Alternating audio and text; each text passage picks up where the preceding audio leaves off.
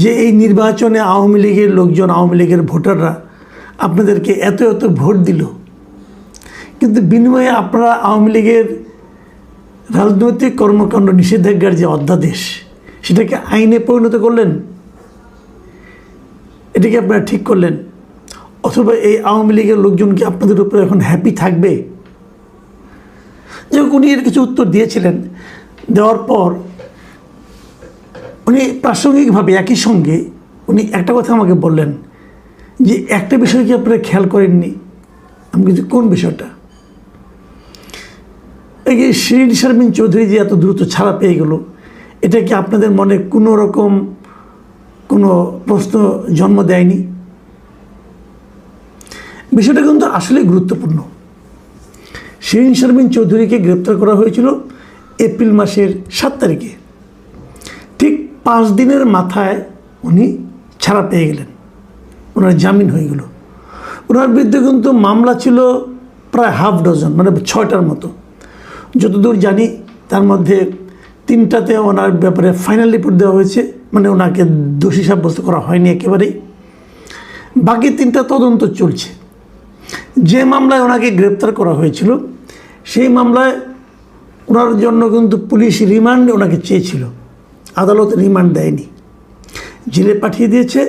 এবং তারপরে কদিন পরে জামিন হয়ে গেছে, এবং জামিন হওয়ার পর উনি ছাড়া পেয়ে গেছেন। জামিন হওয়ার পর এত দ্রুত ছাড়া পাওয়ার ঘটনাও কিন্তু আমাদের দেশে ইদানিং খুব কমে গেছে এই কারণে যখন নাকি জামিনের আদেশ দিয়ে জেলখানায় যাওয়া হয়, তখন দেখা যায় বের হওয়ার সঙ্গে সঙ্গে জেল গেটে তাকে অন্য একটা মামলায় আবার অ্যারেস্ট দেখানো হয়। এ ধরনের ঘটনা বহু ঘটেছে। এই যে আমাদের পাশেই নারায়ণগঞ্জের যে মেয়র, এবং নারায়ণগঞ্জের সবচেয়ে জনপ্রিয় মেয়র, মানে উনিই মেয়র ছিলেন নারায়ণগঞ্জ সিটি কর্পোরেশন হওয়ার পর থেকে উনিই মেয়র, এবং উনি পৌরসভার চেয়ারম্যান ছিলেন এর আগে নারায়ণগঞ্জের। খুবই জনপ্রিয় ব্যক্তি ডক্টর সেরেনা হায়াত আইভি। ওনাকেও কিন্তু এরকম একটা নানা রকম মামলায় গ্রেপ্তার করা হয়েছে। উনি বারবার জামিন পান এবং জামিন পেয়ে বেরোতে পারেন না, আবার আরেকটা মামলায় ওনাকে গ্রেপ্তার দেখে আটকে রাখা হয়। আওয়ামী লীগের অনেক লোক, আওয়ামী লীগ বাদ দেন, অনেক সাংবাদিক আছে, অনেক সাধারণ মানুষ আছে এ ধরনের গণমামলায়, হয়রানিমূলক মামলায় গ্রেপ্তার হয়ে জেলখানায় কাটাচ্ছেন। জামিন হচ্ছে না। মামলা চলুক, জামিন তো দেবেন, জামিন হচ্ছে না।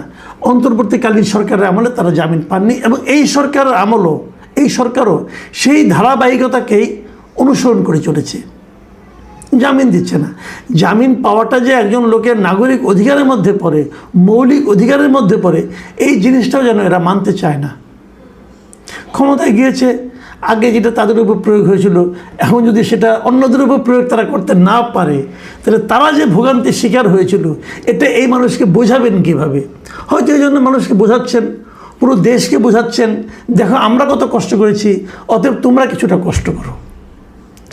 এটা কি এক ধরনের প্রতিহিংসা না ঘৃণা আমি বলতে পারবো না, কিন্তু এটা হচ্ছে। ঠিক আছে, হোক, যা হবার হচ্ছে, এটা আমি আপনি ফেরাতে পারবো না। কিন্তু আমি ভাবছিলাম ওই বিষয়টার কথা, যে শিরিন শারমিন চৌধুরীর কেন এত ভাগ্য নিয়ে উনি এলেন।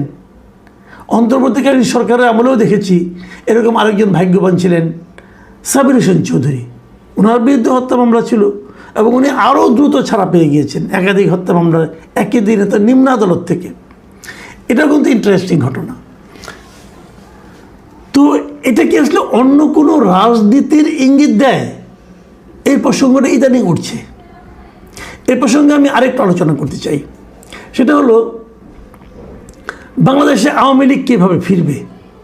এটাও এই সময়ে খুব একটা গুরুত্বপূর্ণ প্রশ্ন। কিন্তু যে আওয়ামী লীগের রাজনীতির নিষিদ্ধের যে অধ্যাদেশ ছিল সেটাকে যখন আইনে পরিণত করা হলো, তখন প্রশ্ন ওঠানো হলো তাহলে আওয়ামী লীগ কি তাহলে ফিরবে না?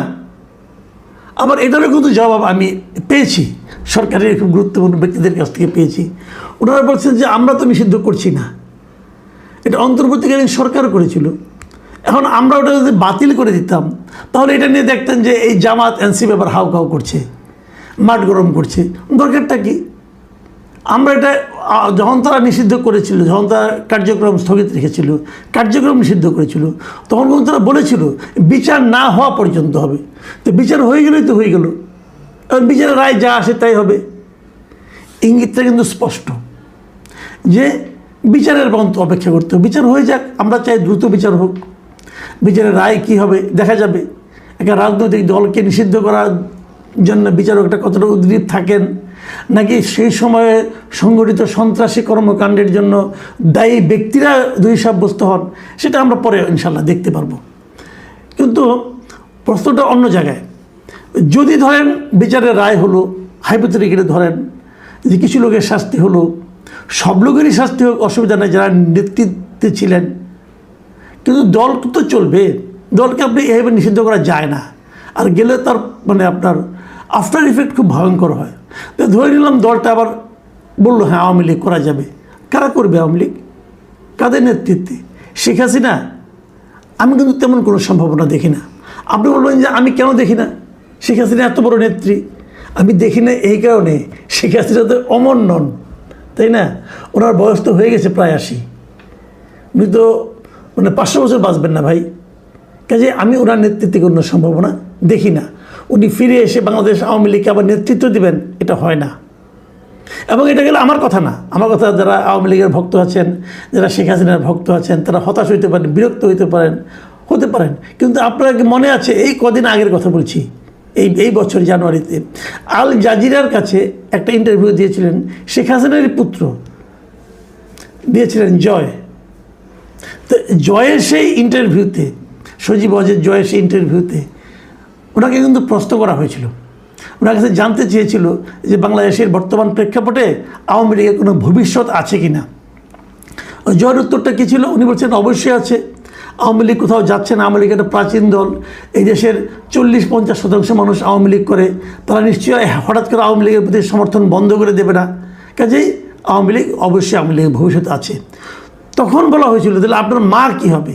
আপনার মা যদি ফিরে যান তাহলে উনি কি আর রাজনীতিতে থাকবেন না অথবা থাকবেন? তখন জয়ের উত্তরে কী বলেছিলেন শুনে নিন, আমি হুবহু পড়ে শোনাচ্ছি। জয় বলেছিলেন না, তার বয়স হয়েছে, এমনিতেই এটা তার শেষ মেয়াদ হতো, তিনি অবসর নিতে চাচ্ছেন। খেয়াল করুন, তখন ওই সাংবাদিক শ্রীনিবাস জৈন, ওই সাংবাদিকের নাম, উনি প্রশ্ন করেছিলেন তাহলে এটাকে কি হাসিনা যুগের সমাপ্তি বলা যায়? শেখ হাসিনার ছেলে জয়, সজীব অজের জয় বলেছিলেন সম্ভবত তাই। এই যে সম্ভবত তাই, এটা কে উচ্চারণ করেছেন? শেখ হাসিনার পুত্র। তো শেখ হাসিনার পুত্রই মনে করেন যে বাংলাদেশের আওয়ামী রাজনীতিতে শেখ হাসিনার আর কোনো সম্ভাবনা নেই। তাহলে শেখ হাসিনা বাদ, তাহলে নেতৃত্ব কে দিবে? হাসিনা পরিবার। হাসিনা যে সমস্ত, যে পরিবারের জন্য শেখ হাসিনা ডুবেছেন, সেই পরিবারের লোকেরা, শেখ তাপস, যাকে ঢাকার লোক পেলে কি করবে আল্লাহ জানে একমাত্র, সে নেতৃত্ব দিবে? তাহলে কে দিবে? এই নেতৃত্ব কিন্তু যত যাই বলেন আপনার, নতুন নেতৃত্ব আসবে। দেখুন শেখ হাসিনার ভবিষ্যতে আমি আরেকটা কথা বলি। রিসেন্টলি মাত্র গতকালকে 16 তারিখে ভারতের যিনি পররাষ্ট্র মন্ত্রণালয়ের মুখপাত্র আছেন রণধীর জয়সওয়াল, তো ওনার একটা প্রেস ব্রিফিংয়ে সেখানে তাকে জিজ্ঞাসা করা হয়েছিল যে শেখ হাসিনাকে ফেরত পাওয়ার জন্য বাংলাদেশ থেকে যে আবেদন করা হয়েছে, সেই আবেদনটা ওনারা কী ভাবছেন। জয়সওয়াল কী বলেছিলেন? উনি উত্তর দিয়েছেন বাংলাদেশের চলমান বিচারিক ও অভ্যন্তরীণ আইনি প্রক্রিয়ার অংশ হিসাবে আসা এই অনুরোধটি বর্তমানে খতিয়ে দেখা হচ্ছে। তবে ওনারা কিন্তু নাকচ করে দেননি, ওনারা খতিয়ে দেখছেন। আচ্ছা, এখন আরেকটা প্রশ্ন করি, এটা মোটামুটি আমি মনে করি খুবই গুরুত্বপূর্ণই প্রশ্ন। শেখ হাসিনা আসলে কী করছেন? উনি কি মুক্ত আছেন? ভারতের কোথাও ওনাকে মুক্ত অবস্থায় কেউ দেখতে পেয়েছেন? তার অধীর আগ্রহে অপেক্ষা করছিল যে আসলে এই সফরে বাংলাদেশ কি পাবে, ভারত কি পাবে। ভারতের সঙ্গে বাংলাদেশের যে সম্পর্কে টানাপোড়েন চলছিল শেখ হাসিনার পতনের পর, সেটির কোনো দফারফা হবে কিনা, এবং এই সফরের মাধ্যমে ভারত বাংলাদেশের সঙ্গে আসলে কি সম্পর্ক স্থাপন করতে চায়, শেখ হাসিনার ভবিষ্যৎ কি, আওয়ামী লীগের ভবিষ্যৎ কি, সেই বিষয়গুলো নিয়ে যারা উদ্বিগ্ন ছিলেন তারা রীতিমতো হতাশ হয়েছেন। এর কারণ হলো যে সফরটি হয়েছে সেই সফরটি একেবারে গতানুগতিক। এটিকে আমরা অনেকটা স্যাটায়ার করে বলতে পারি আনাকুম জানাকুম। তার যাওয়ার দরকার ছিল, তিনি গিয়েছেন। আর তার সফর শেষ করে বাংলাদেশে আসার দরকার ছিল, তিনি এসে গেছেন। এর বাইরে কিছু বোগাস কথাবার্তা শুনতে পাচ্ছি।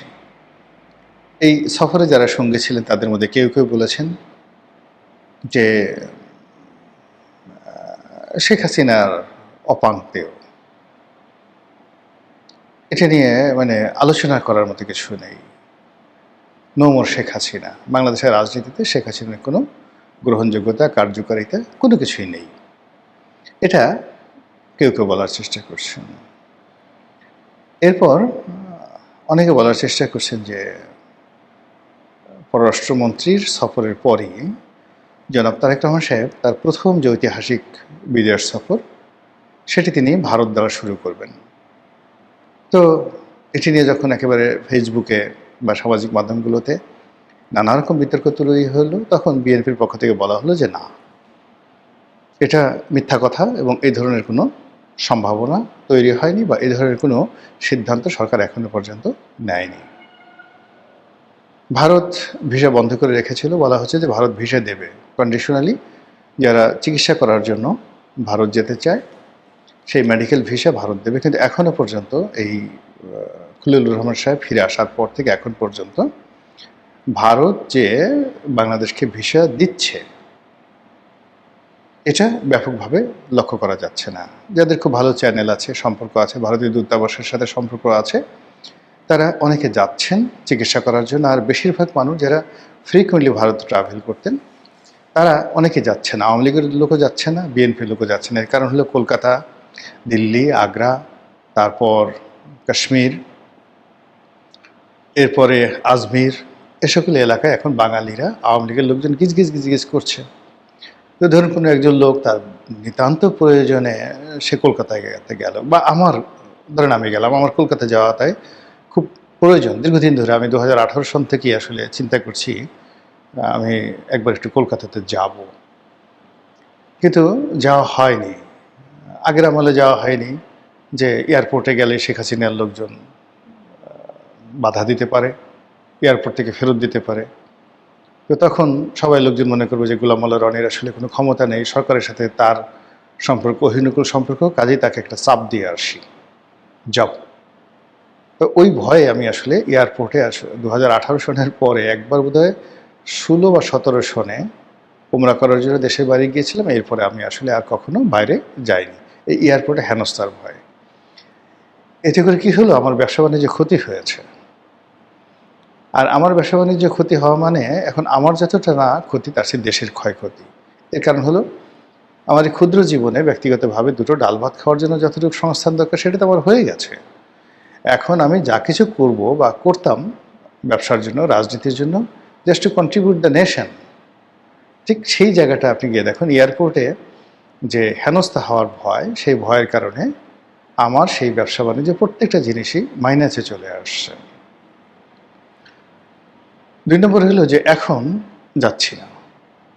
যেমন আমার পাকিস্তান যাওয়ার খুব শখ ছিল এবং এখনও আছে, পাকিস্তান যাওয়ার শখ আছে, কিন্তু আওয়ামী লীগ জামানাতে কখনো পাকিস্তান যেতে পারিনি। বা ইরান যাওয়ার খুব শখ ছিল, যেতে পারিনি। ইরান গেলে আমেরিকা রাগ হবে, পাকিস্তান গেলে আওয়ামী লীগ রাগ হবে, এসে সেই ডিবি অফিসে ডাকাডাকি করতে পারে, নানা যন্ত্রণায়। কিন্তু অসাধারণ সুন্দর একটা দেশ আমার দেখা হয়নি পাকিস্তান।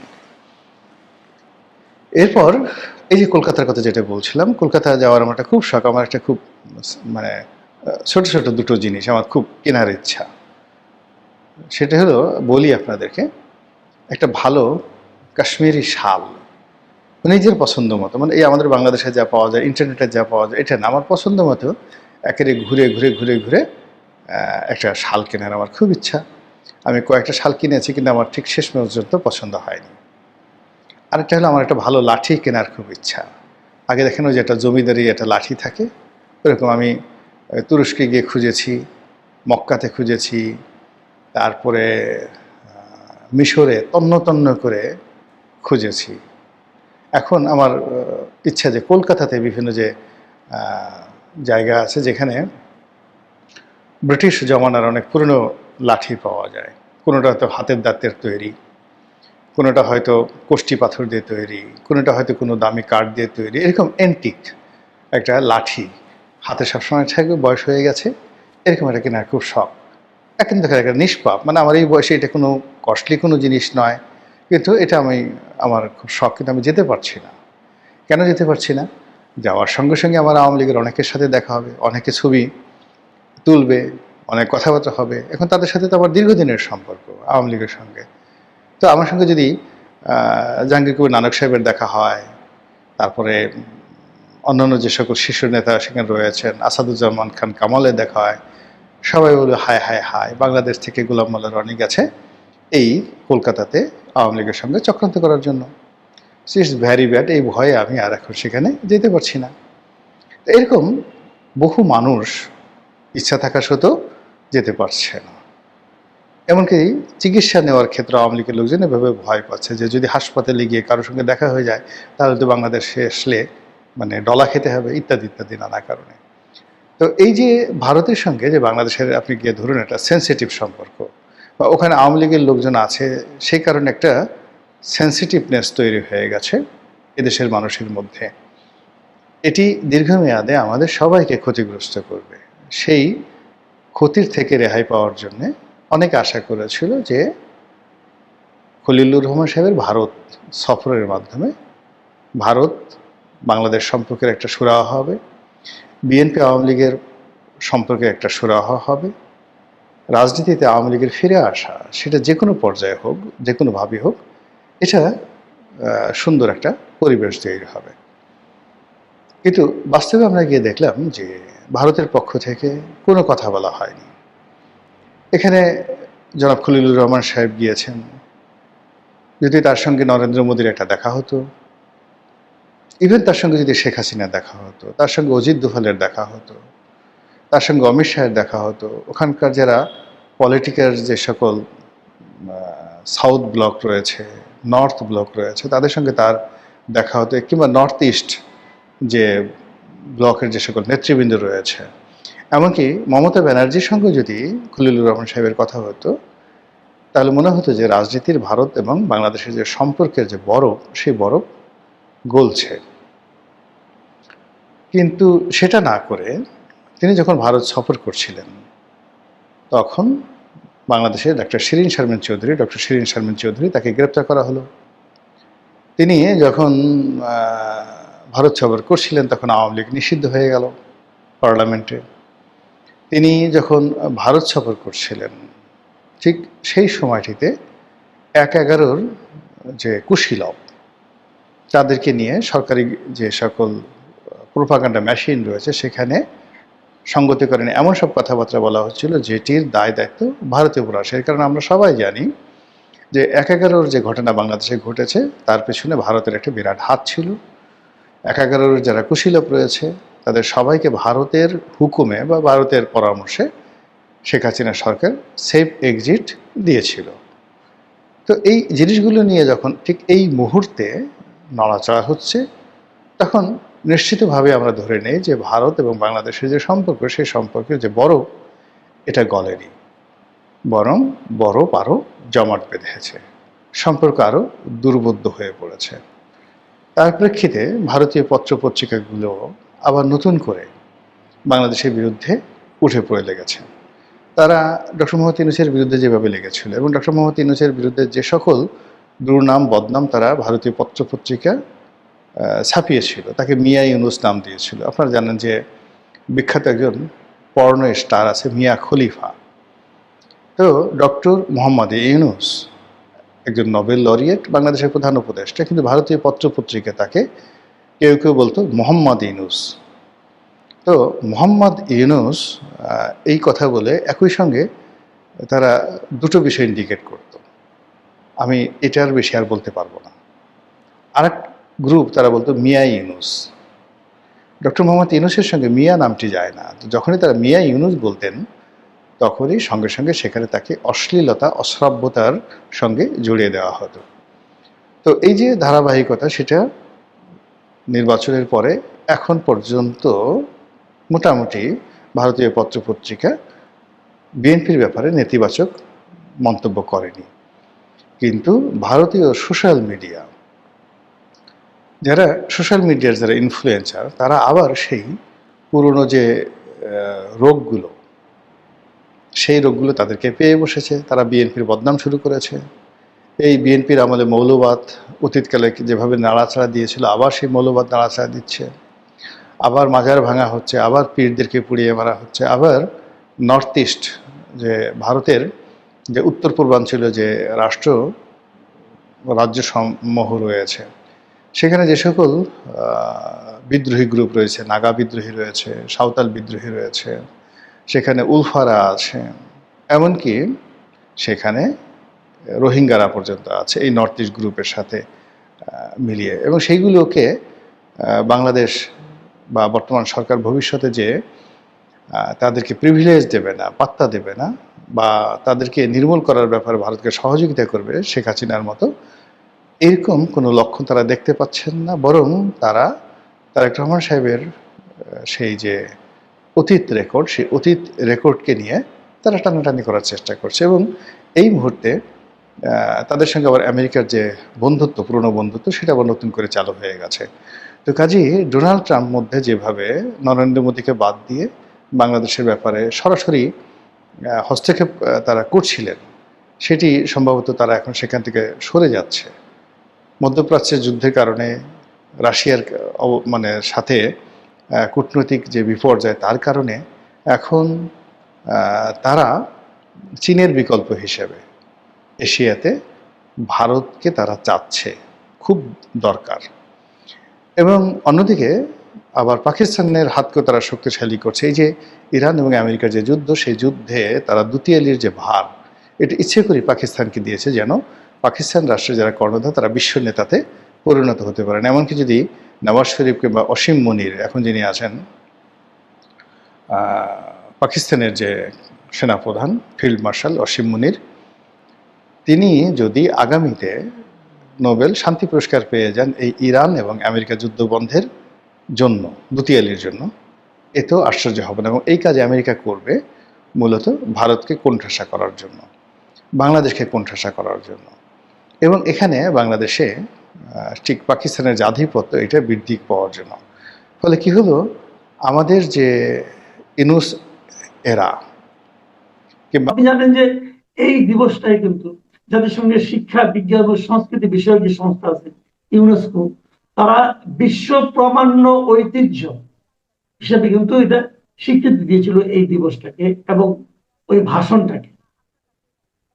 তো যে ভাষণটা আমাকে স্বীকৃতি পেল যে দিবসটাকে কেন্দ্র করে, তো সেটা তারা কেন করছে আলোচনা করলাম না। কিন্তু এখন কি সময় ছিল না এই সরকার যদি ওই দিবসটাকে পুনঃপ্রবর্তন করত, তাহলে এটা কি আমাদের জন্য আরো ভালো হতো না? আপনি তো বলে ফেলেছেন। আসলে আমার আসলে নতুন কিছু যোগ করার এখানে নেই। দুইটা দিবস সরকার চয়েস করেছে, দ্যাটস গুড। যে বিশেষ করে বিপ্লব এবং সংহতি দিবস, এটা তাদের রাজনীতির সাথে খুবই সম্পর্কিত। তো জাতীয় দিবস হিসাবে যদি এটা গিলানোর চেষ্টা হয়, কিন্তু এটাতে অভ্যস্ত ছিল মানুষ। তো এটা নতুন, এটা যে খুব মানুষকে চাপিয়ে দেওয়া হচ্ছে তা না। এর আগে থেকেই দেখেছে যে বিএনপি আমলে বিএনপি এই দিবসটাকে পালন করত। তাদের রাজনৈতিক জন্ম বা পুনর্জীবন যেটাই বলি, একটা বা দেশের মধ্যেও একটা রিকনসিলিয়েশনের যে ঘটনাটা 7ই নভেম্বর তো একবারে ফেলে দেওয়া না। আমরা শুধুমাত্র স্বাধীনতার আগের গুলো স্মরণ করবো তা না, আমাদের পরবর্তী ডেটও তো আমরা স্মরণ করতে পারি। এখন নতুন করে আসছে যে 5ই অগাস্ট যদি সরকার করে, বা আমি জানি না এখন হয়তো ইনক্লুড করেছে কিনা, করতেই পারে তারা। সেই ক্ষেত্রে আপনার জাতীয় বিপ্লব ও সংহতি দিবস, সেটাও ঠিক আছে। আর সমবায় দিবস, এটা তো এরকম দেশের মধ্যে অনেকগুলো দিবস আছে, ওইগুলো আমি মনে করলাম যে সে একটা করেছে। কিন্তু আপনি রাইটলি পয়েন্ট আউট করেছেন 7ই মার্চ, যেটা ঐতিহাসিক ভাষণ, যেটাতে বলা হয় যে বাংলাদেশের স্বাধীনতার ঘোষণা অলমোস্ট সেখানে দিয়ে দেওয়া হয়েছে। হ্যাঁ, এটা একটা নীতিগত সিদ্ধান্ত, চূড়ান্ত হয়ে গেছে। পুরো বাংলাদেশ জেনে গেছে সেদিন বাংলাদেশ স্বাধীনতার পথে চলে যাচ্ছে। এবং এটার বর্ণনা করার কিছু নেই। এটা ইতিহাস স্বীকৃত, এবং আপনি জাতিসংঘের ইউনেস্কোর উদাহরণ দিলেন, এবং বাংলাদেশে এর থেকে বড় ভাষণ, এর থেকে বড় উদ্দীপনামূলক, এটা বাদ দেন, এটা বঙ্গবন্ধু দিয়েছে। কিন্তু ভাষণ হিসাবেও যদি এটা চিন্তা করা হয়, যে উদ্দীপনা যেটাতে থাকে, যেভাবে মানুষ মানুষ জেগে ওঠে স্বাধীনতার জন্য এই ভাষণ শুনে, তো সেই ভাষণের দিনটাকে ইউনূস সরকার বাদ দিয়ে দিয়েছে। ইউনূস সরকার তো রাজাকারদের প্রতিনিধি ছিল, এটা তো সবাই জানে, তারা তাদের দৃষ্টিভঙ্গি থেকে বাদ দিয়েছে। কিন্তু এই সরকার কেন দেবে? এটা স্বাধীনতার সঙ্গে সম্পর্কিত একটা দিন যদি 7ই নভেম্বর ফেরত আসতে পারে, আমার মনে হয় যে এইটাও ফেরত আসা উচিত ছিল। এবং যদি সরকার, এখনো তো দিন আছে, সরকার এটা পুনরায় সিদ্ধান্ত নিতে পারে। জি। আরেকটা বিষয়, আমি আজকে সংসদে দেখলাম যে আমাদের যে আইনমন্ত্রী তিনি জানিয়েছেন যে নিম্ন আদালতে প্রায় 40 লাখ 44.5 লাখ মামলা পেন্ডিং অবস্থা আছে। এবং আপনি জানেন যে এই সরকার ক্ষমতা নেওয়ার পরে তাদের বিএনপি যে যারা নাকি নেতাকর্মী ছিল তাদের উপর যে মামলা, সেই মামলারও প্রায় 23,000 মামলা কিন্তু প্রত্যাহার করে নিয়েছে, 23,800 মামলা। আমার প্রশ্নটা হলো যে এগুলি নিশ্চয়ই রাজনৈতিক মামলা অথবা মিথ্যা মামলা হতে পারে। তো অন্তর্বর্তীকালীন সরকারের সময় তো অনেক রাজনৈতিক মামলা হয়েছে, হয়রানিমূলক মামলা হয়েছে। যেরকম একটা মামলা আপনি নিজেও ভুক্তভোগী ছিলেন, আপনিও তো জামিন পেয়েছেন, কিন্তু মামলা তো শেষ হয়ে যায়নি। তো সেই সমস্ত মামলাগুলো কি প্রত্যাহার করা উচিত কিনা? সরকার যাচাই বাছাই করুক, কিন্তু প্রত্যাহার করা উচিত কিনা? অবশ্যই প্রত্যাহার করা উচিত। এবং সরকার যে এই ঝঞ্ঝাল মাথায় নিয়ে রেখেছে, আমার তো মনে হয় মাথা সাফ করা দরকার। এই যে সরকারের কতটা আইন কর্মকর্তা আছে, মনে করেন সরকারের কতটা আইও আছে, পুলিশ প্রশাসন ব্যতিব্যস্ত হয়ে রয়ে গেছে, বা এখানে আইনজীবীরা, সরকারি আইনজীবীরা ব্যতিব্যস্ত হয়ে আছে কেন? কারণ হচ্ছে যে একের পর এক মামলার বোঝা তাদের মাথায় রয়ে গেছে। তো যে সরকারের আমলে হোক, তো ওই কর্মকর্তা হিসাবে তো তাকে সেটাই পালন করতে হয়। আপনি 23 থেকে 25 হাজার মামলা উইথড্র করার কথা বলেছেন বিএনপি সরকার আমলে। বিএনপি নেতা কর্মীদের বিরুদ্ধে দায়ের করা মামলা, যেটা আওয়ামী লীগ আমলে হয়েছে। অবশ্যই এই আমলেও সেটা বিবেচনা করা উচিত। ডক্টর ইউনূস যে ভুয়া মামলাগুলো দিয়ে গেছে, আমি গত রাতেও আমার এক বন্ধুর সাথে দেখা হলো, যে সে একটা মামলায় 3 মাস জেল খেটে এসেছে। আমিও 3 মাস জেল খেটে এসেছি। তারে জিজ্ঞেস করলাম, তোমার মামলাটা কি? বললো যে এটা যাত্রা বাড়িতে একটা খুনের মামলা। এটা আমি বললাম যে এটাতে কে কে আসামি আছে? বললো এটাতে শেখ হাসিনা আছে, আহ ওবায়দুল কাদের আছে, তারপরে স্বরাষ্ট্রমন্ত্রী কামাল আছে, আর এমপি, এক গাদা এমপি আছে, মন্ত্রীরা আছে, ঢাকা শহরে যত নেতা আছে। দেখেন তো সেখানে তাকেও 300 কত জনের মতো, বা 143 বা এরকম সংখ্যাটা সে আমাকে বলছিল, এটা সবাই হত্যা মামলার আসামি। যে এই এইটা থেকে সে মুক্তি পেয়ে এসছে। তো এরকম আপনি ধরেন যে এরকম কতটা ভুয়া ভুয়া মামলা আরো কত হাজার রয়ে গেছে। তো এই হাজার হাজার মামলা আমি তো নিজে চোখে দেখে এসেছি।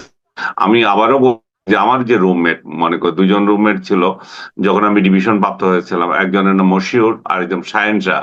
শাহেন শাহের নামে অনেকগুলো মামলা হয়ে আছে, কোনো চার্জশিট দেয় না, কিছুই দেয় না। সে পুলিশ কর্মকর্তা, ও ডিবিতে চাকরি করত, এবং ডিবিতে চাকরি করাকালীন তার বিরুদ্ধে সে ওইখানে ডিউটি ছিল তার, অন্যদের এটাকে কি বলে, কে কোথায় যাবে না যাবে এগুলো ডিসিশন দেওয়া। তো এটার সাথে এটা ফিল্ডের কোনো কাজই না।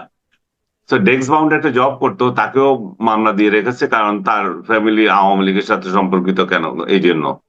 আর আরেকজন, তার নাম মনসুর, সে সায়েন্স ল্যাবরেটরির এক কর্মকর্তা। সায়েন্স ল্যাবরেটরি যে কর্মকর্তা, আমি ভদ্রমহিলার নাম এখন না নিলে পারছি না, মালা খান বলে এক ভদ্রমহিলা, যার নামে বিভিন্ন সময় দেখবেন আপনি পত্র পত্রিকায় ভুয়া সার্টিফিকেটের জন্য হয়েছিল। তার রোশানলে পড়ে সে 5টা মামলা শিকার, বৈষম্য বিরোধীদের দিয়ে তাকে 5টা মামলা দিয়েছে। ঢাকা শহরের 5 জায়গায় সে নাকি সন্ত্রাস করেছে।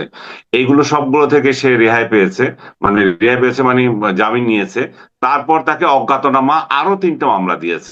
2টা দিয়েছিল আমি থাকতেই, সেই 2টা তো সে জামিন পেয়েছে, এখন তৃতীয় আরেকটা দিয়েছে। সে একজন তরুণ কর্মকর্তা, একজন বিজ্ঞানী, সে পিএইচডি করার জন্য তার বউ ঢাকা ইউনিভার্সিটির টিচার, তারা একসঙ্গে বাইরে ছিল। তার পুরো স্বপ্ন, তার পরিবার পুরো একেবারে শেষ হয়ে গেছে, এবং 30 লক্ষ থেকে 50 লক্ষ টাকা তারা এই পর্যন্ত ব্যয় করে ফেলছে। যে এরকম শত শত মামলা জেলখানায় মরতেছে এই লোকজন এই মামলা নিয়ে। যে এরকম ভুয়া মামলাগুলো তাহলে কে উদ্ধার করবে? ইউনূস দিয়ে গেছে, আসিফ নজরুল তার বিরোধিতা করেছে, জামিনের বিরোধিতা করেছে, পৃথিবীর কোনো ইতিহাসে তো নাই এর থেকে দুই বাটপার যে বাংলাদেশের যে বিচার বিভাগকে ধ্বংস করে দিয়ে গেছে। এখন বিচার বিভাগের জন্য মায়া কান্না করতেছে যে বাকিরা।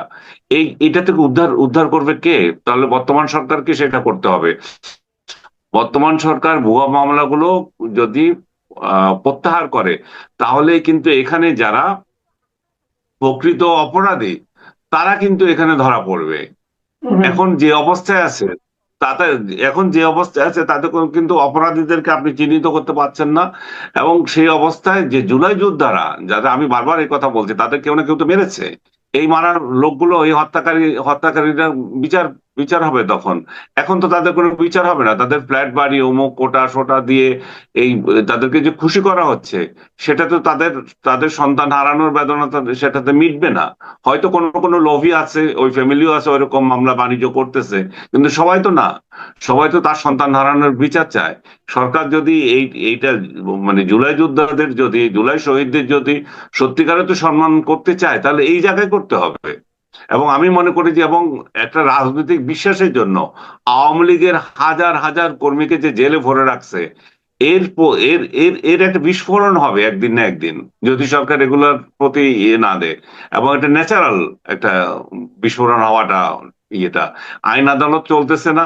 আইন আদালতে যখনই সে যখনই সে জামিন পাচ্ছে, তখনই শোন অ্যারেস্ট বলে তাকে একটা ভুয়া মামলা দিয়ে দেওয়া হচ্ছে। এবং এই পুরো চক্র ইউনূস যাদেরকে নিয়োজিত করে গিয়েছিল, সেই চক্রগুলো এখনো রয়ে গেছে, এগুলো কোনো চেঞ্জ হয় নাই। তো এই চক্রগুলো বাণিজ্য করতেছে, একদিক দিয়ে সরকারের বদনাম হতেছে। সরকার, আমরা বারবার বলছি যে এটা ইউনূসের এক্সটেনশন হচ্ছে, এত ইউনূসের এক্সটেনশন কেন থাকবে? সো আপনি রাইটলি পয়েন্ট আউট করেছেন যে এই সরকার, বিএনপি যদি তার নেতা কর্মীদের মামলা প্রত্যাহার করতে পারে, তাহলে বাকিদের মামলাও প্রত্যাহার করতে হবে। এবং প্রত্যাহার করতে হবে মানে যাচাই করার সুযোগ দিতে হবে। অ্যাটলিস্ট আপনি যাচাই করার সুযোগ দেন, আইন কর্মকর্তারা যারা এখানে জড়িত আছে তারা শর্ট আউট করুক কোনটা ভুয়া মামলা আর কোনটা ভুয়া মামলা না। তাতে করে আমার মনে হয় যে আইন আদালতে একটা গতি পাবে। যে এত লক্ষ লক্ষ বিচার সেগুলো কিভাবে করবে? আমার বিরুদ্ধে যে মামলা দিয়েছে, ইউনূসের বিরুদ্ধে কথা বলেছে কেন, টকশোতে কথা বলেছে কেন, এটা সন্ত্রাসের মামলা। তো এই ধরনের হাস্যকর মামলাতে আমাকে হয়রানি করবেন, আপনি যাবেন, আপনার আইন কর্মকর্তা যাবে, আমার উকিল যাবে, এই তো টাকার শ্রাদ্ধ এবং শ্রম ব্যয় ছাড়া তার কোনো কিছু না। এমন তো না যে আমাকে সাজা দিয়ে আপনি নিয়ত আছে আমাকে সাজা দেওয়ার, সেটাও না। কিন্তু আপনি দেখছেন যে এটা একটা যন্ত্রণা আইন আদালতে রয়ে গেছে। তাহলে এইরকম মামলাগুলো থেকে রেহাই পাওয়ার উপায় কি? হয়রানিমূলক মামলাগুলো থেকে রেহাই পাওয়ার উপায় কি? সরকারের আরেকটা এভিনিউ খুলতে হবে যে এই জায়গায় যাও, এখানে অভিযোগ করো, এখানে আমি কিছু কর্মকর্তা নিয়োগ দিয়ে দিচ্ছি, তারা সেটা বিচার করো। জি, এটা তো খুবই আমি নিজেও খেয়াল করলাম যে আপনার মামলা যিনি বাদী হয়েছেন, এই বাদী কে? তার জীবনে কখনো নাম কোথাকার কোন একটা টোকাই, কমপ্লিট টোকাই, এবং এই কমপ্লিট মামলায় একটা টোকাই। আরো দুজন আসামি আছে, তাদের তো ধরা হয় না কিন্তু। মানে মূল লক্ষ্য ছিল আনিসুল হককে সাইজ করতে হবে। এটা তো দুর্ভাগ্যজনক, তাই না? কি কিন্তু বোঝাই যায়। যখন আমরা আসলে একটু আসি এই ধরনের মামলা মোকদ্দমার বিষয়ে, আপনি জানেন যে কুষ্টিয়ায় ওই একজন শামীম জাহাঙ্গীর নামে, পীর শামীম নাকি জানি বাবা জাহাঙ্গীর কি, তাকে হত্যা করা হয়েছে। হত্যা করার পর আজকে কিন্তু 6 দিন অতিক্রম হয়ে গেছে, এখন পর্যন্ত কিন্তু কাউকে গ্রেফতার করা হয়নি। অথচ ভিডিওতে সবকিছু দেখা যাচ্ছে। যে কয়েকজনের নামে মামলা করা হয়েছে, মামলার যিনি প্রধান আসামি, এই ভদ্রলোক আবার ইসলামী ছাত্র শিবিরের সাবেক সভাপতি এবং দৌলতপুর উপজেলা জামাতের একজন গুরুত্বপূর্ণ কর্মকর্তা। এবং তাকে কেন আসামি করা হলো, এই জন্য জামাত অলরেডি মিছিল টিছিল করতেছে, মিছিল সমাবেশ সবই করেছে। অথচ এই তালিকায় কিন্তু ইসলামী আন্দোলনের খেলাফত মজলিসের একজন আছে, বিএনপির একজন আছে। খেলাফত মজলিস বিএনপি তাদেরকে মিছিল করতে দেখিনি। এখন কথা হলো যে দলের লোককে যদি কোনো এরকম ফৌজদারি অপরাধের জন্য আসামি করা হয়, তাহলে কি দলের দায়িত্ব মিছিল করে তাকে তার মানে এটাকে বিতর্কিত করা? মিছিল করে বিতর্কিত করা না, দলের রাইট আছে। আপনি যদি আমার বিরুদ্ধে একটা ভুয়া মামলা করেন, সেটার জন্য মিছিল করতেই পারি, মিছিল করা অপরাধ না। কিন্তু কথা হচ্ছে যে আপনি আসলে দায়ী কিনা। এখন সেখানকার যে রিপোর্ট গুলো উঠে আসছে, সেখানে তো বলা হচ্ছে যে জামাত শিবিরের এক নেতার সেখানে উস্কানি ছিল। তো উস্কানি যদি থেকে থাকে, যদি মামলা হয়ে থাকে, সরকার মামলা করেছে, সেটা সরকারকে পর্যালোচনা করতে দেন। কিন্তু সেটা না করে গায়ের জোরে আপনি মামলা প্রত্যাহারের জন্য রাস্তায় নেমে যাবেন, সেটা তো হবে না। আমি দেখতে পাচ্ছি যে এই পর্যন্ত বিশেষ করে ইউনূসের সরকার আমলে 97টি মামলা, মাজারে হামলা হয়েছে এবং 500 লোকের মতো আহত হয়েছে এবং এর মধ্যে 3 জন নিহত হয়েছে। এগুলা সবগুলোর ক্ষেত্রে কোনো না কোনো ভাবে অভিযোগ আসছে যে স্থানীয় কোন্দল, আর আসছে যে জামাত শিবির রাজনৈতিক ভাবে যে মাজার বিরোধীদেরকে প্রতিরোধ করার জন্য, যারা সুন্নি ওয়াহাবি, এই যে সুন্নিরা যারা ইয়ে মাজার প্রেমী যারা, তাদের বিরুদ্ধে এক ধরনের লড়াই করার জন্য তারা এগুলো করছে। এবং রাজনৈতিকভাবে তারা তাদের প্রতিপক্ষ। বিগত নির্বাচনও আপনি দেখেছেন যে যে এরা মাজার ভক্তের লোকজন জামাতের বিরুদ্ধে কথা বলেছে। তো জামাত তার রাজনৈতিক আকাঙ্ক্ষা বাস্তবায়নের জন্য ইসলামী মনা অন্য অন্য প্রতিষ্ঠানগুলোর বিরুদ্ধে, অন্য মতাবলম্বীদের বিরুদ্ধে এই এই খড়ক চালাচ্ছে। আমি মনে করি যে জামাত পরিশুদ্ধ হওয়ার একটা চেষ্টা আছে তাদের অনেকগুলো ক্ষেত্রে। বিশেষ করে এবার তো দেখলাম বৈশাখ উদযাপন করছে, যদিও আরাম ছিল এত বছর ধরে, এখন বৈশাখ বলে হালাল হয়েছে। তো হালাল যখন হয়েছে, তখন অন্যের বিশ্বাসকেও আপনি সম্মান করেন। আমি ব্যক্তিগতভাবে হয়তো মাজারের পূজারি না, আপনি হয়তো পূজারি না, কিংবা আমি মাজারের পূজারি, তাতে আপনার মাথা ব্যথা কেন হবে? আপনি দেখেন যে ইসলামের বড় বড় আকারের বরখেলাপ কোথাও হচ্ছে কিনা। যদি হয়ে থাকে, তাহলে স্থানীয় প্রশাসনকে অভিযোগ করেন, সেখানে মামলা দেন। এবং আইন আদালত তো সবকিছু নিজের হাতে তুলে নিচ্ছেন কেন? এর আগে আরেকটা রাজবাড়ি বা কোথাও জানি একটা পীরকে পুড়িয়ে মেরে ফেলেছে, আপনার মনে আছে কিনা জানি না। পীর বা কথিত পীর, কবর থেকে তুলে পুড়িয়ে পুড়িয়েছে। কত জঘন্য বোঝেন, একটা লাশকে পুড়িয়ে ফেলছে। যে এগুলো আবার ধর্ম নিয়ে কথা বলে, এর থেকে জঘন্য ধর্মের এই রূপ, এই ধর্মের এই জঘন্য রূপ পৃথিবীর আর কোন ধর্মে দেখা যাচ্ছে?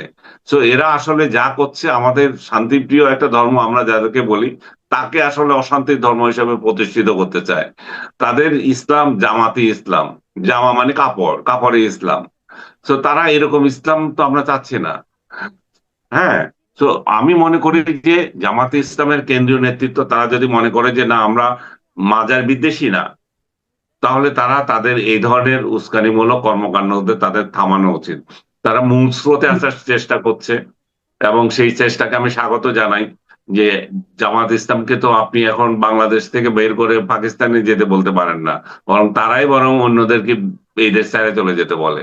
তো এমন একটা পরিস্থিতিতে তারা যে মূল স্রোতে এসছে, সেটাকে সাধুবাদ জানাতে হয়। এবং সেই সাধুবাদ জানানোকে আমি এটাও বলবো যে তারা যে অন্য মতামত, অন্য ধর্ম মতাবলম্বী এবং অন্য ধর্মে বিশ্বাসী লোকদের প্রতি যেভাবে আচরণ করে, সেটা তাদের থামানো উচিত। এখানে শুধু মাজার কেন্দ্রিক লোক না, তাদের বিরুদ্ধে অভিযোগ ধর্মীয় সংখ্যালঘুদের প্রতিও তারা বিরুদ্ধে আচরণ করে, তাদেরকেও তারা নিষ্পেষণ করে। গত ইলেকশনে আমি তো জেলে ছিলাম, সব দেখি নাই, কিন্তু এখনো পর্যন্ত যাদের সাথে দেখা হয়, তারা অনেকে বলে যে তাদেরকে হুমকি দেওয়া হয়েছিল ভোট কেন্দ্রে না যাইতে, ভোট না দিতে। আবার এমন আবার দায়িত্ব দিয়েছে যে তোমার এই কেন্দ্রের ভোট আমরাই পাবো, আমরা যদি সেকেন্ড হই তাহলে দেখে নেব। সেরকমও অনেক হুমকি ধামকির জায়গায় গেছে। তো তারপরেও যে সব জায়গায় তারা ভোট পেয়েছে তা না, এই ভোট তো আহ, তার মতোই চলে। কিন্তু হুমকি দামকি যে রাজনীতি সংখ্যালঘুদেরকে, সেটা জামাত অতীতের ইতিহাস থেকে বেরিয়ে আসতে পারে না। জামাত একটা পরিশুদ্ধ রাজনীতি করুক, আমি এটা চাই। কারণ এখন তারা প্রধান বিরোধী দল, যে কারণে হোক, ফাঁকা মাঠে হইলেও তারা বিরোধী দল, এটা তো স্বীকার করতে হবে। তাদের আচরণগুলো যাতে ভালো হয়, সংসদের বাইরে সর্বস্তরে, আমি মনে করি যে তারা একটা গঠনমূলক রাজনীতি করুক। জি, আমি বলেছিলাম যে আমরা মানে আপনার সাথে অনুষ্ঠান করব যখন তখন। আপনার তো অনেক ভক্ত আছে, অনেকেই আপনার ব্যাপারে মন্তব্য করেন, কমেন্ট করেন। আমি একটা কমেন্ট নিয়েছি, যে কমেন্ট আমি পড়বো এবং সেখানে এই ব্যাপারে আপনার একটু মূল্যায়নটা শুনতে চাই। লিখেছেন মিস্টার মতিন রানা। তিনি লিখেছেন যে জেল কর্তৃপক্ষের একটা প্রতিবাদ্য বিষয়, যে রাখিব নিরাপদ দেখাবো আলোর পথ, এই প্রতিপাদ্য নিয়ে তাদের কাজ করার কথা থাকলেও বিভিন্ন অভিযোগের কারণে প্রশ্ন উঠেছে, আসলে কয়েদি ও হাজতীদের কতটা নিরাপদে রাখা হচ্ছে এবং তাদের সত্যিকার অর্থে ভালো পথে আনা হচ্ছে না। তো না যেহেতু না আপনি তারা এসেছেন, না, তাদেরকে ভালো মতো আনা হচ্ছে না, তারা নিষ্পেষিত।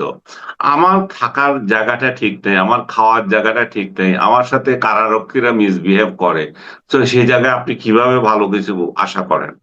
কারারক্ষী চুনুপুটি একজন অফিসার, জুনিয়র লেভেলের, মেট্রিক পাস বা ইন্টারমিডিয়েট পাস হলে এখন এই চাকরি আপনি জয়েন করতে পারেন। তারা যেভাবে হাজিরা নিতে যায়, 3 বেলা হাজিরা, সকাল বিকাল, সকাল দুপুর সন্ধ্যা, এই 3 বেলা হাজিরা নিতে যেভাবে যায়, যে বিহেভ করে ওয়ার্ড গুলোতে, বিশেষ করে ডিভিশনে সেরকম করে না। এই এই লোকগুলোকে মনে করেন, আমি ওয়ার্ডও দেখে এসেছি, ডিভিশনে দেখে এসেছি, ওয়ার্ডে গিয়ে কি চোটপাট, এই দাঁড়ান, এভাবে এভাবে লাইন করেন, চারজন চারজন করে বসতে হবে, এবং মানে হাঁটু করে হাঁটু, মানে এটা কি কি বলে আপনার, বড় হুজুর সে যেন, তাকে ওখানে আপনি হাঁটুর উপরে বসে মানে ইয়ে করে বসবেন, এবং সে গণবে। তো এটা কি ধরনের সভ্যতা? আপনি এখানে 10 জন লোক আছে, তারা চারজন চারজন করে বসতে হবে, না হয় সে গণবে না, তো গুনতে তার অসুবিধা হয়। এতটা মূর্খতা ওইখানে আমি দেখে এসেছি। কিন্তু আবার ওয়ার্ড, যখন আবার ডিভিশনে এসেছি, তখন আপনারা কয়জন আছেন স্যার, এই বলে চলে যাচ্ছে। তো তাদের যে বিহেভিয়ার, এই বিহেভিয়ার গুলোকে চেঞ্জ করবে। এবং তারা যে বন্দীদের প্রতি যে অমানবিক আচরণগুলো করে যাচ্ছে, এবং দিনের পর দিন যে খাওয়া, নিম্নমানের খাওয়া দিচ্ছে, এবং তাদের আত্মীয় স্বজনকে দেখা করার ক্ষেত্রে যে ইয়ে দেয়, এক ধরনের আহ বাধা দেয়। কারণ হয়তো কোনো কোনো একজন আগে দিনে দেখা করতে পারতো, বা দেখা করার ইয়ে ছিল যে যখন যেতে পারতেন আপনি আমাকে দেখে আসতে পারতেন, পরে এখন এটা 15 দিনে একদিন। কিরে ভাই, একটা লোক তার পরিবার পরিজন ছাড়া এমনিতে জেলে আছে, তাকে 15 দিন পর্যন্ত কেন অপেক্ষা করতে হবে একজনের সাথে দেখা করার জন্য? তার এর মধ্যে কত কিছু ঘটে যায় তার জীবনে, তার ফ্যামিলিতে, সে সুযোগ নাই। 7 দিনে একদিন টেলিফোন করার সুযোগ আছে, তাও দীর্ঘ লাইন ধরে। কারণ একটা 10 মিনিট সময় দিবে, 10 মিনিটের মধ্যে আপনার শেষ করতে হবে। পরিবেশ পরিবেশটা ঠিক না, যে ঠিক মতো কথা বলবেন, আপনি ওই পাশে শুনতেছে কিনা। যে এরকম একটা অবস্থার মধ্য দিয়ে যে যাচ্ছে, সেখানে সুরক্ষা তো নাই। সেখানে সুরক্ষা সুরক্ষা এবং এই লোকগুলো বের হয়ে এসে আরো আরো আরো বিদ্বেষী হয়ে ওঠে, যে রাজনীতির জন্য গিয়েছে, আমাকে আমাকে নিয়ে গেছে, বিনা কারণে আমাকে জেল কাটিয়েছে, তা আমি এসে তো শান্তির বাণী দেব না। আমার যে 3 মাস হারিয়ে গেছে, সেটা তো আমার জীবন থেকে সে কে দেবে? আমার স্বাস্থ্যগত ক্ষতি হয়েছে, আমার মানসিক অবস্থা খারাপ হয়েছে, আমার অর্থনৈতিক দুরবস্থা তৈরি হয়েছে। তো সবারই তো একই কাহিনী, তো সে তো আর সেটা ভালো করে নেবে না। জি, অনেক ধন্যবাদ, অনেক ধন্যবাদ জনাব আনিস আলমগীর। প্রিয় দর্শক, এখানে একটা